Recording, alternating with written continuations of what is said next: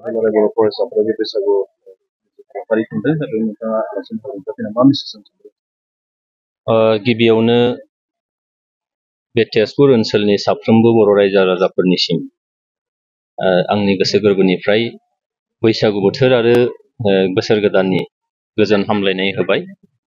बे बोथोराव जेन' बयबो अनलायनायनि गेजेरजों गावनि हारिमु गावनि दोरोंखौ लानानै जों जाहाथे बैसागुखौ फालिनो हायो, रंजानो हायो। सोनाब तेजपुर दख'रा दुलाराय बर' फरायसा आफाद आरो सामुखिया गामि बे मोननैजों लोगो नांनानै दिनैहाय जोबोद समायना रमायनायै जोंनि आमाय थखल होननानै बुंनांगोन बैसागुआ। बेखौ दिनैहाय उदां बैसागु खालामदों। बे ओनसोलनि सानसुमै, बे ओनसोलनि गोरों गोरा रायजो राजा, सेंग्रा सिख्ला, बोराइ बेन्थ' गासैखौबो लानानै बियो जोबोद मोनसे एनकारेजिं मोनसे ममेन्ट बियो। मानोना नैबे ओनसोलाव जोंहा जोंनि राव, जोंनि हारिमु, जोंनि दोरोंखौ फोथांनानै लाखिनायनि मोनसे चेलेन्ज दङ। आरो बे हाबाफारिनि गेजेरजों निस्सय जोंनि इयुन जोलैखौ जोङो आन्थोर जहोआलासे जों लांफाबाय थानो हागोन। बे जोंनि बिराद गिदिर मोनसे हाबाफारि बियो। आरो जिथु बर' रावा दिनैहाय 8th सिडुलाव हाबबाय, आसामनि लोगो सरकारि राव जाबाय, बे जाहाथे मालाबाबो जाहाथे थैया। आरो जोंहा जिथु GI टेग जोंहा जोंनि दामग्रा देग्रा दामजुफोर, जोंनि गाननाय जोमनाय, जानाय आइटेमफोरखौ जों मोननो हाबाय। दा बियो जोंनि थाखाय गोग्गाथाव बाथ्रा बे ओनसोलनि थाखाय। थ' आङो नैबे ओनसोलनि साफ्रोम रायजो राजा, सानसुमै आरो जोंनि खुंगिरि बिथांमोननि जाफुंसारनायखौ मिजिंथिबाय। जोंनि आबादजों सोमोन्दो थानाय हारि, बे आबादजों सोमोन्दो थानाय फोरबो, बे फोरबोआ जाहाथे समायना रमायनायै आरोबाव इयुनाव लांबाय थानो हाथों, जुग जुग बोसोरसिम थांनानै थाथों, बेखौनो आं मिजिंथिबाय। जों खोनानो मोनदों नैबे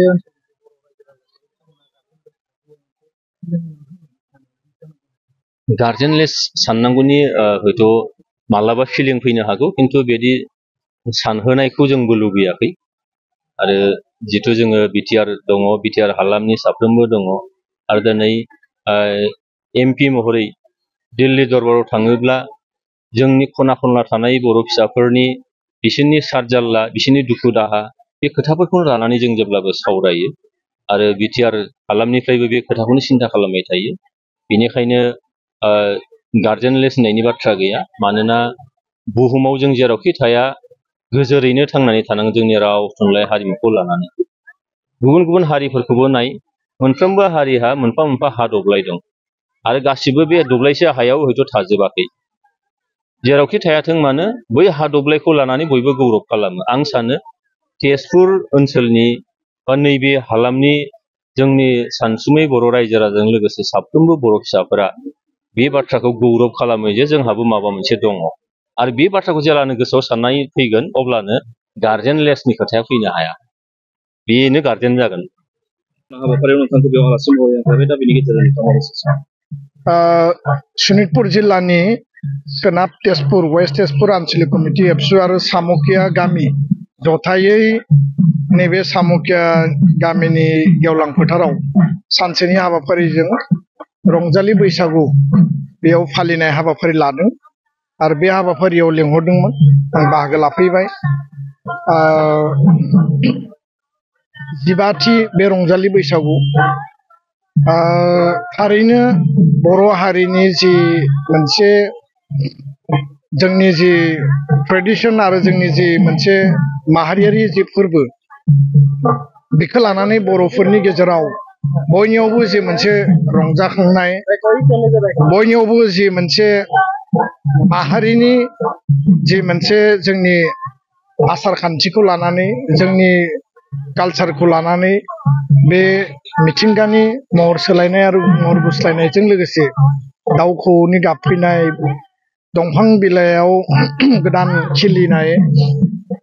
आरो जोंनि गोसोआव जिखिनि गोदान मोनसे मिजिं आरो सान्थौ आरो सानस्रि जाखांफैयो, बे गासैखौ बिथिंखौ बिथा खालामनानै माहारिनि गुबै मोनसे रिसर्सफुल मोनसे सम्पद जों बुंफबनानै थानाय बे रंजालि बैसागुआ आबाद गाहाय हारि आरो समाज हिसाबै बर'फोरनि गेजेराव राजा महाराजानि समनिफ्राय आरो बिनि सिगां बर'फ्रा जि समाव सा सानजा भारताव नैबे जायगायाव रायजो जाजेनदों आरो जोंनो बे हानि फिसा सन अफ दा सइल बिनिफ्राय जोङो मिथिंगाजों गोरोबनानै थांना थानायनि जिउ खुंनायनि गुबै मोन्थोरखौ लानानै जेब्लायबो जोङो आगान सुरदों दा बेखायनो सामुखिया गामि वेस्ट तेजपुरखौ आं धन्यबाद होगोन आरो बेयाव मोजोमसे बर' फिसाफ्रा गुबुन गुबुन हारि माहारिनि गेजेराव रायजो जानानैबो जोंनि आंगो हारिमु जोंनि कालचारखौ जोंनि दखना गामसा आर'नाइ फालि बा जोंनि खाम जथा सिफुं आरो जोंनि गासै जोंनि राव हारिमुखौ लानानै बिथांमोना दिनैबो मजबुतै रैखाथियै हारिनि गासैबो आखुथायफोरखौ फोथांनानै लाखिदों आरो बेखौ साहस होनो थाखायनो बेखौ जोङो थुलुंगा होनो थाखायनो दुलाराय बर' फरायसा आफादा दिनै बेयाव सनितपुर जिल्ला मिरु आफाद जों बयबो बाहागो लादों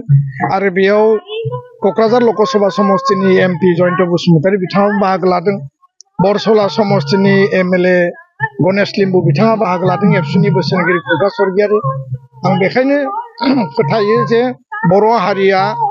मिथिंगा आरो आथिखाल थासारिखौ लानानै जोङो जथेस्थ' गुस्लाय सुला बे समाजाव जोंनि जि बैसागु फालिनाय जोंनि जि बैसागु रंजानाय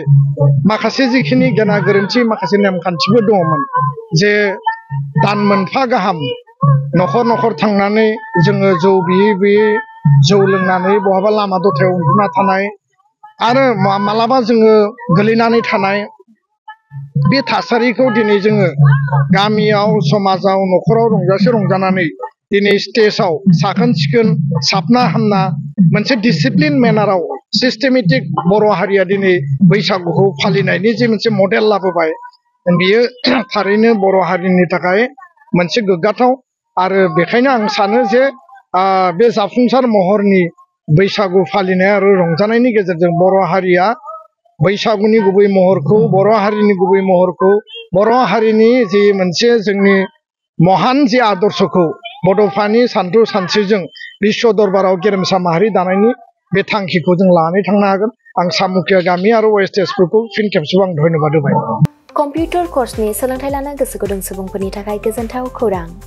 कम्पिउटार कर्सनि थाखाय बेसेन नाङा जासे मुं थिसननायनि खाबुखौ लानानै फैदों क'क्राझार सहरनि खोदोमथलायाव थानाय MS फ्लाइं रुट इनस्टिट्यूशना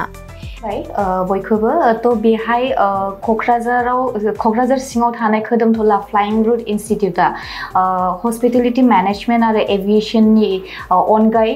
कम्पिउटार कर्सखौबो लन्च खालामनाय जादों गोदान थ' बेहाय दा फ्रि एडमिशन सोलिगासिनो दङ जेरै जोङो JavaScript web designing CC programming बेखौ गासिखौबो होनाय जागोन थ'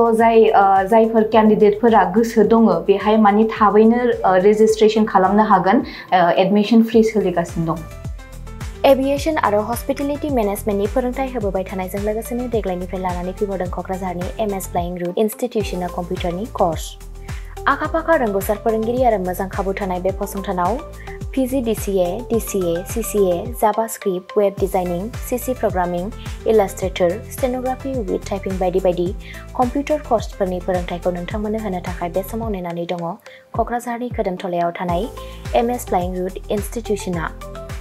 गोदानै जागायनो लानाय कम्पिउटार कर्सनि थाखाय बे समाव MS फ्लाइं रुट इनस्टिट्यूशनाव गिबि खेबनि थाखाय मुं थिसनगिरिफोरा बेसेन होनाङालासे मुं थिसननायनि खाबुखौ मोननो हागोन